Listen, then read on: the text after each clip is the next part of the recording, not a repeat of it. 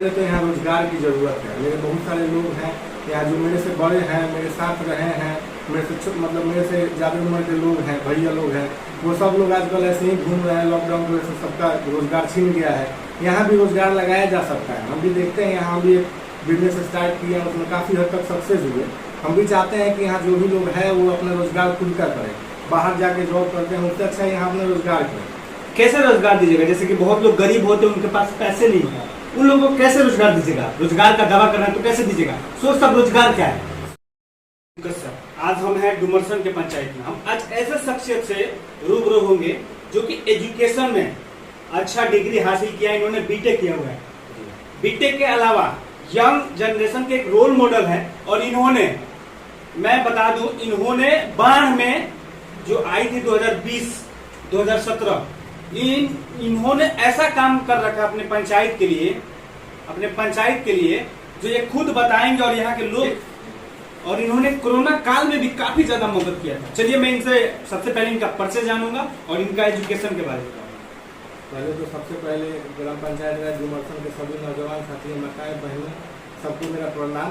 हम रवि सिंह ग्राम पबनपुर के निवासी हैं और मेरा एजुकेशन बीटेक किए हुए हैं देहरादून से, Doon institute of engineering technology से। और उसके बाद मेरा प्रोफेशन सोचे थोड़ा सा गांव में मदद करें, सबका सेवा करें। यहाँ काफ़ी चीज़ का अभाव है और अभाव को देखते हुए यहाँ बहुत सारा चीज़ है ऐसा जो नहीं है। इंफ्रास्ट्रक्चर से लेके, स्वास्थ्य विभाग से लेके, रोजगार से लेके सबको सुधारना थोड़ा सा अच्छा लगता है हमको। सोशल काम करने में अच्छा लगता है। शुरू में मैं यहाँ आया तो उस टाइम कोरोना का थोड़ा सा दौर था। उस टाइम मैं सबसे पहले मेरे से जितना हो सका शुरुआत किया। उसके बाद सभी लोगों ने अपना जो भी करना था वो किया। उसके बाद में भी हम लोग बढ़ चढ़ के डुमरसन पंचायत में सेवा किए। उसके बाद बहुत सारे पंचायत में जहाँ भी जाते थे, जहाँ लगता था कि नहीं वहाँ किसी चीज़ की ज़रूरत है किसी को, तो हम उनके साथ खड़े थे। आज भी हम। तो आप राजनीतिक में क्यों आना चाहते हैं? राजनीति में यहाँ बहुत सारा, सबसे पहले तो यहाँ रोजगार की ज़रूरत है। मेरे बहुत सारे लोग हैं यहाँ जो मेरे से बड़े हैं, मेरे साथ रहे हैं, मेरे से ज़्यादा उम्र के लोग हैं, भैया लोग हैं, वो सब लोग आजकल ऐसे ही घूम रहे हैं। लॉकडाउन की वजह से सबका रोजगार छीन गया है। यहाँ भी रोजगार लगाया जा सकता है। हम भी देखते हैं, यहाँ भी एक बिजनेस स्टार्ट किया, उसमें काफ़ी हद तक सक्सेस हुए। हम भी चाहते हैं कि यहाँ जो भी लोग हैं वो अपना रोजगार खुद का करें। बाहर जाके जॉब करते हैं, उससे अच्छा यहाँ अपना रोजगार करें।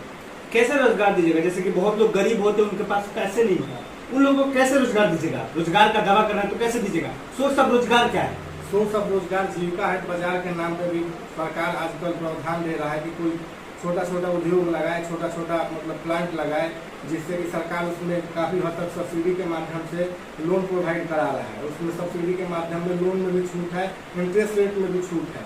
और यहाँ की कोई चाहता ही नहीं है कि यहाँ कोई रोजगार हो, चाहे कोई इस टाइप का कोई व्यवस्था हो, यहाँ कोई प्रतिनिधि आगे आके करेंगे तो ये भी संभव हो जाएगा।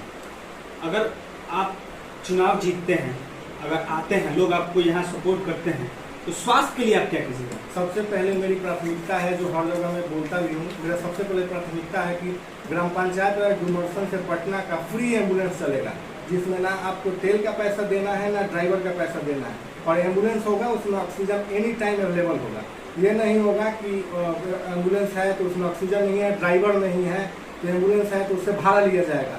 बिल्कुल मेरा दावा है और वादा भी है कि अगर मैं चुनाव जीतूंगा तो 15 दिन के अंदर अगर एम्बुलेंस यहाँ से पटना का फ्री में नहीं चलवाया तो मेरा नाम राजनीति छोड़ दूंगा। मैं इसके बाद चुनाव लड़ूंगा ही नहीं। क्या आप इस्तीफा दीजिएगा अगर ऐसा नहीं कर पाते? तो मैं 15 दिन के अंदर अगर एम्बुलेंस खरीद के अगर नहीं चलवाया यहाँ से पटना तक के लिए फ्री में, क्योंकि मरना सबको है, मरना मुझे भी है, मरना एक गरीब को भी। आप आज समझ सकते हैं कि यहाँ से पटना जाना होगा तो कोई भी गाड़ी वाला होगा तो 3000 एटलीस्ट 3000 भाड़ा है। उसके बाद प्राइवेट से हॉस्पिटल में लेकर जाएगा तो 2000 उसका डॉक्टर का फी है। उसके बाद 15-20 हज़ार। और बीमारी और मौत किसी को पूछ के नहीं आता है, वो जब भी आएगा अचानक से आएगा और लेके जाएगा।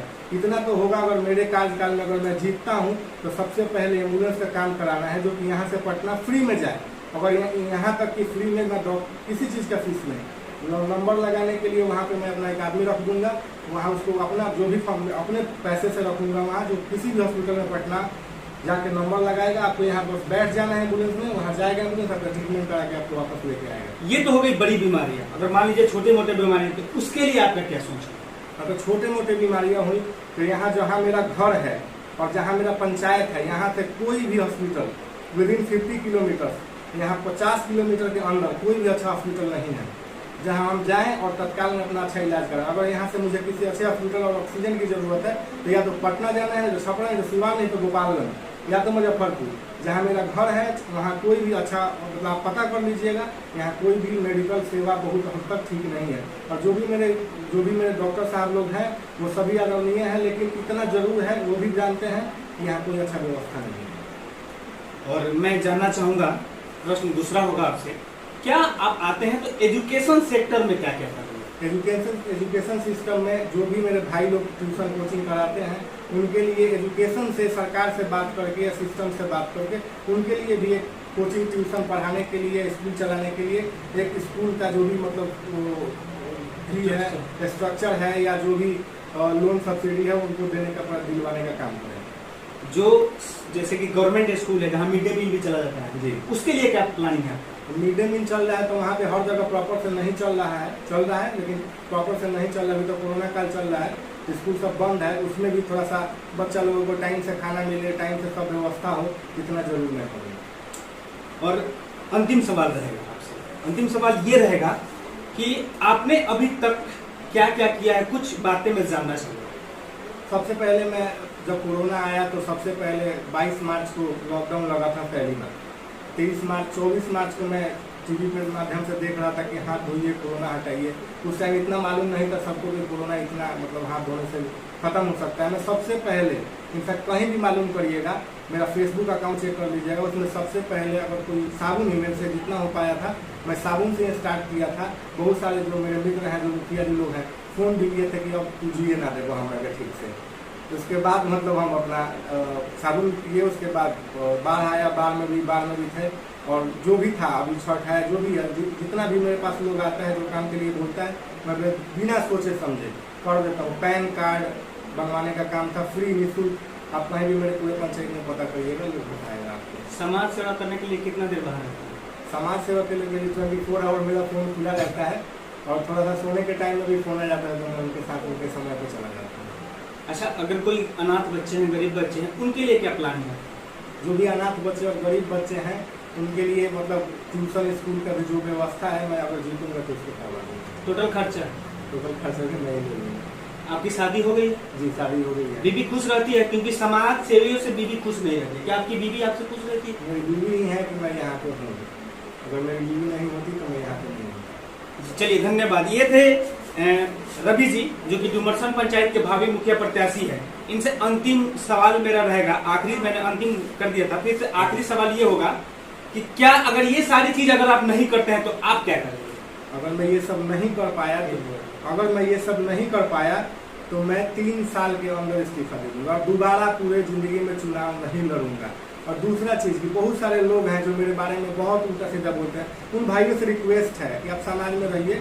अगर मेरे 1 पैसा किसी का मदद करने से आप भी 10 पैसा का मदद करते हैं तो मेरा कभी आपसे विरोध नहीं होगा। मैं खुश रहूँगा आपको देख के कि आप भी मेरे जैसा या मेरे साथ या मेरे छोटे से सहयोग में आपने बड़ा सहयोग किया। मुझे किसी से कोई दिक्कत दुश्मनी नहीं है, ना वर्तमान से, ना पूर्व से, किसी से भी कोई दिक्कत दुश्मनी नहीं है। जी रवि, जब हम इस रास्ते से आ रहे थे तो रास्ते पे जल जमाव का समस्या है, और ये मेन मार्केट भी है डुमरसन का, तो क्या उसके बारे में आपका क्या फ्यूचर प्लान है अगर आप चुनाव जीतते हैं तब?